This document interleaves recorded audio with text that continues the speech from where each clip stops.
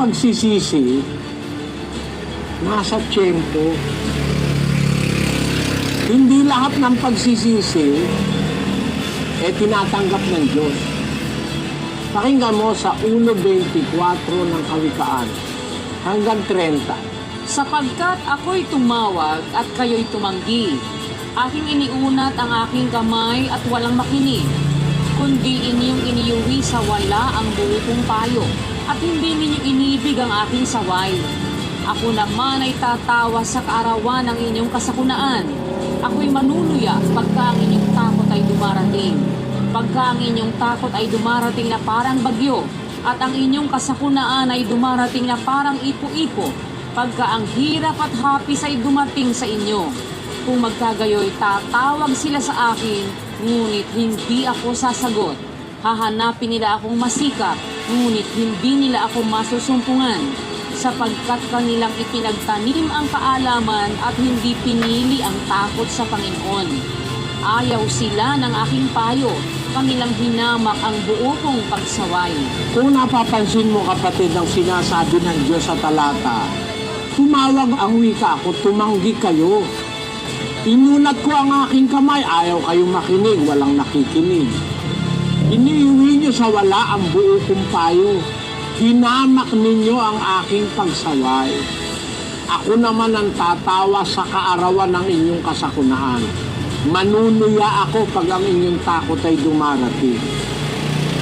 Pag ang inyong takot ay dumarating na parang bagyo, at ang inyong kasakunaan dumarating na parang ipo-ipo, pag ang hirap at hapis ay dumating sa inyo, kung magkagay tatawag sila sa akin, hindi na ako sasagot. Hahanapin nila akong masikap, hindi nila ako masusumpungan. So kung ang pagsisisi ay gagawin mo, katapos na baliwalain mo yung tawag ng Diyos, wala nang kwenta yung pagsisisi mo. Kung nauuna ron tinawag ka ng Diyos, naintindihan mo yung kabutihan, naintindihan mo yung aral ng Diyos, naintindihan mo yung kanyang mga katwiran, binaliwala mo, binabayaan mo, tinanggihan mo ang Diyos. Tapos, dumating ang panahon na ikaw ngayon nagsisisi na, wala nang kwenta yun. Yung magnanakaw, wala siyang naintindihan.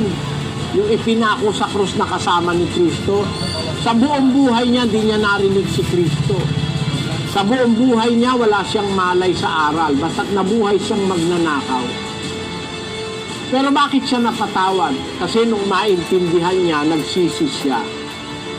Ang katotohanan, nung umpisa, dalawa silang nanunudyo kay Kristo Dalawa silang lumilibak kay Kristo nung umpisa. Pero nung mag-aalas 3 na, ilang oras lang kasi sila ron nagbago siya.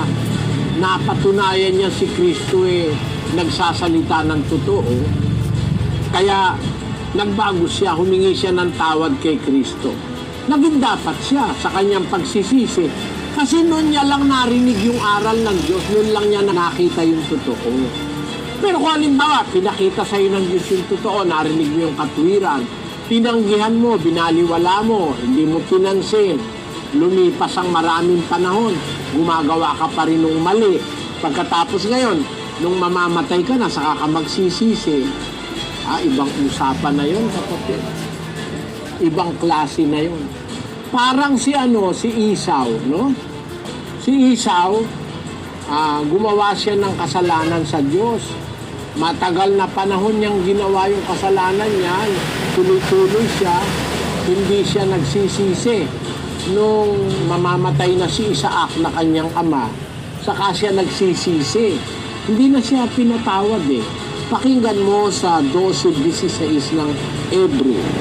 Baka magkaroon ng sino mang mapakiapi o mapaglapastangan gaya ni Esau, na sa isang pinggang pagkain ay ipinagbili ang kanyang sariling pagkapanganay, sapagkat nalalaman ninyo na bagamat pagkatapos ay ninanasan niyang magmana ng pagpapala, siya'y itinakwil, sapagkat wala na siyang nasumpungang pagkakataon ng pagsisisi sa kanyang ama, bagamat pinagsisikapan niyang mapilit na lumuluha.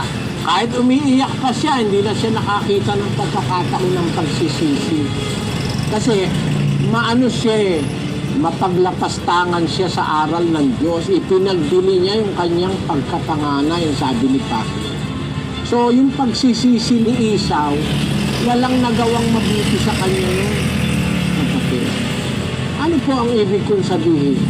Hindi lahat ng pagsisisi tinatanggap ng Diyos. Pagka nauna pa doon ginawa mo, itinakwil mo ang Diyos. O kaya itinakwil mo yung kanyang aral, pinaliwala mo, hindi mo pinansin. Pagka bandang huli, magsisi ka man, di ka na magiging dapat. Ngayon, yun ang nasa Biblia, kapatid. Pero kung halimbawa, wala ka namang aral na totoong narinig, may pagkakataon ka sa pagsisisi. Yun ang masasabi ko sa'yo. Ang tinutukoy kong walang pagkakataon sa pagsisisi, yung naliwanagan na, nakakilala na ng aral. Basahin natin sa Hebreo 6:4-6. Sapagkat tungkol sa mga minsang naliwanagan at nakalasap ng kaloob ng kalangitan at mga nakabahagi ng Espiritu Santo at nakalasap ng mabuting salita ng Diyos at ng mga kapangyarihan ng panahong darating at saka nahiwalay sa Diyos, ay di maaaring baguhin silang muli sa pagsisisi. Yamang kanilang ipinapakong muli sa ganang kanilang sarili ang anak ng Diyos at inilalagay na muli siya sa hayag na kahihiyan. Ayan, pagka naliwanagan ka na, natanggap mo na yung aral, alam mo na mga bagay-bagay tungkol sa Diyos, yung salita ng Diyos, tapos tumiwalay ka pa, hindi ka na pwede uling magsisi. Wala nang pagkakataon ng pagsisisi. Yun ang sinasabi ko. Yun sa mga nakakilala na, tapos sinadya nilang humiwalay sa Diyos, hindi nila pinansin ng Diyos, nilabag nila yung aral, parang si Judas, magsisiman. Wala nang kwenta yun. Dalawang klaseng pagsisisi. Pagsisisi ng inosente, walang alam sa aral, pwedeng ikonsidera ng Diyos yun. Pagsisisi nung nakaalam na ng aral, wala nang pagkakataon yun. Yun ang sagot ko sa lahat.